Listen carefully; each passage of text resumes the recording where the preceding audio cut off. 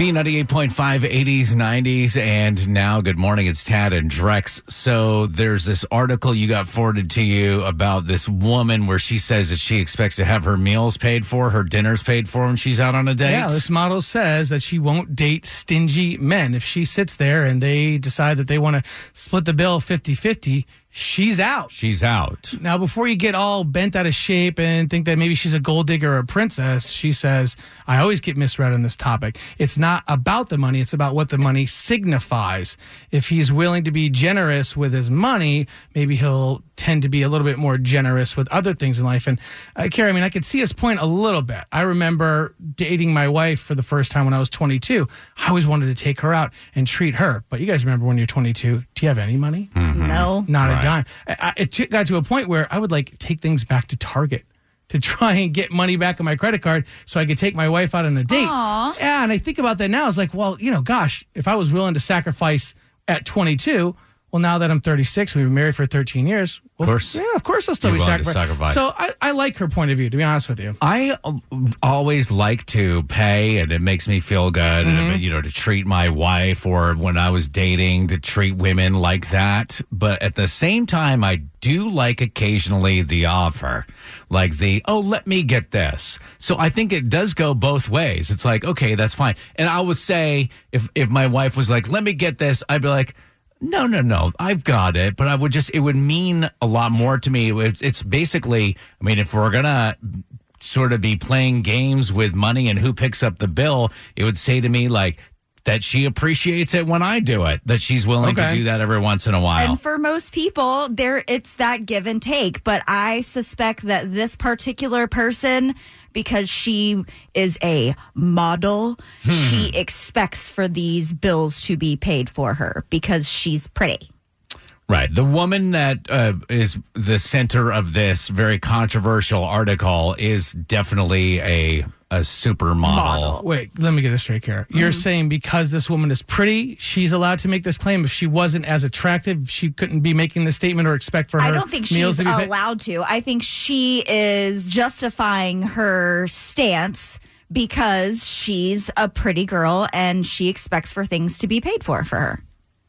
And if she wasn't so attractive, then she would have to make certain concessions in order to get the guy? Is that what you're saying? Or offer to split it 50-50. That's kind of a rude assumption for you to make, Kara. Just because she's pretty, that's why she says that.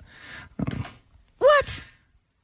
I don't think looks has anything to do with it. She's making a strong, bold statement. It has nothing to do with her looks.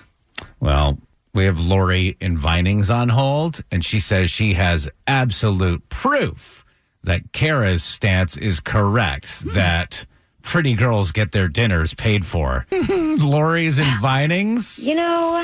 So I do have to say I'm a pretty girl, and I definitely get my bills paid for, like my dinner, for sure.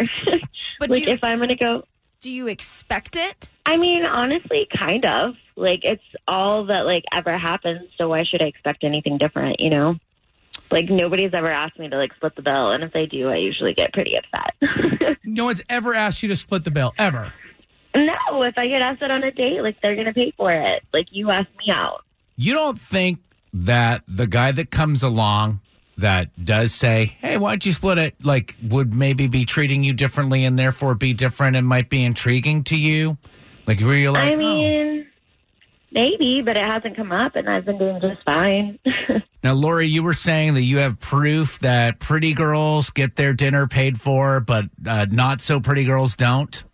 So my roommate and I, she's great, and I love her, but she's, not the most, conventionally attractive person. And we both ended up going out on a date, and somehow, our dates, asked us to the same restaurant, whatever. We're both there, and I happened to notice that when the bill got set down, I ended up going to the bathroom, and when I came back, my bill was paid for.